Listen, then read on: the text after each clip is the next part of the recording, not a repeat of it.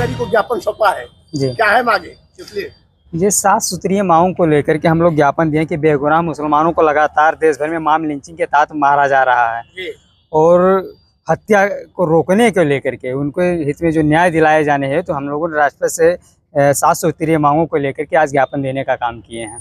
क्या है उसमें मुख्य मांगे क्या है?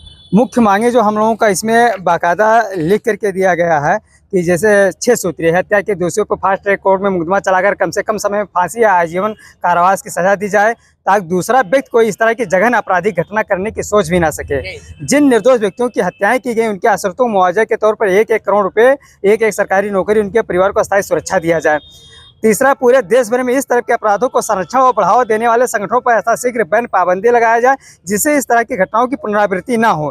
जिन परिवारों को गैर कानूनी असंवैधानिक कार्रवाई के माध्यम से बेघर किया गया है, ऐसे परिवारों को यथाशीघ्र जमीन आवंटित कर उस पर भवन निर्माण कराकर हुए नुकसान की प्रतिपूर्ति करते हुए उनका पुनर्वास किया जाए।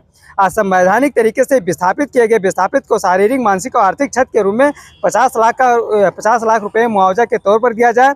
इस्लाम धर्म से जुड़ी हुई समस्त धार्मिक धरोहर, प्राचीन नए धर्म ग्रंथों को संरक्षण प्रदान किया जाए, जिससे कि कोई नफरती व्यक्ति धार्मिक स्थलों को क्षति न पहुंचा सके एवं इस्लाम धर्म से जुड़े धर्म ग्रंथों और मान्यताओं की किसी तरह की कोई टीका टिप्पणी न कर सके। साथ ही इस कठोर कानून बनाया जाए।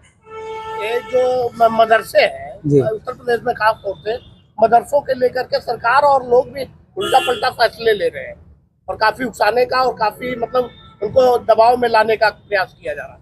जी, ये जो चीज़ें आप देख रहे हैं, आरएसएस रूपी जो संगठन है उसके द्वारा जो बीजेपी, कांग्रेस, तमाम जो अन्य दल, बजरंग दल सारे चल रहे हैं, इनके द्वारा जानबूझ करके हिंदू मुस्लिम का दंगा फसाद करवाने को लेकर के ऐसा जानबूझ करके इसमें 7 सूत्रीय ज्ञापन के माध्यम से बाकायदा दर्शाया गया है कि इस तरीके से ये लोग इस देश में हिंसा भड़काना चाहते हैं। हिंसा भड़का करके जो हमारे ही लोगों को उकसा करके वो लोग आएंगे नहीं। उसमें हमारा जो मूल निवासी ओबीसी, एससी, एसटी का समाज है, अपना तो फ्रंट पे लड़ने नहीं, इन्हीं के दिमाग में जो ठूस करके कट्टरपंथी विचारधारा डाल कर आपस में ही लड़वाने का काम किया जा रहा है। इसी को रोकने के लिए ये काम किया जा रहा है। हमारा जो मुस्लिम जो समाज है, ये बेचारा इतना इसको डरा दिया गया। आज से नहीं, आज से पहले तो जब शुरुआत में था तो इसको आतंकवादी का चेहरा दिखाया कि दाढ़ी बोझ कोई रखा लेता है, तो इसका चेहरा जो समाज में विस्थापित आरएसएस के द्वारा किया गया, ये तो आतंकवादी है। जब उसने इस देश में दिखाने का काम किया कि नहीं, मैं आतंकवादी नहीं हूँ, मैं इस देश का नागरिक हूँ,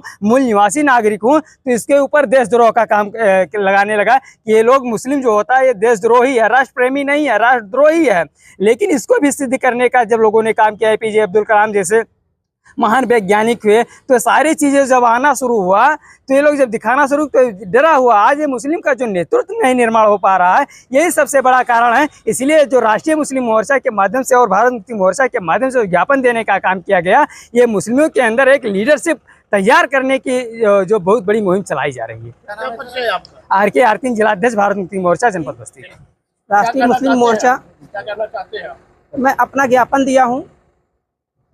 बेगुनाह मुसलमानों को लगातार देश भर में मॉब लिंचिंग की हत्या के मामले में हमने ज्ञापन दिया है, जिससे जो बेगुनाह मुसलमानों पे हत्याएं हो रही हैं उसको रोका जाए और मुसलमानों के साथ सही न्याय हो, उनके साथ भेदभाव की भावनाएं ना हो, इसके लिए हमने अपना ज्ञापन दिया।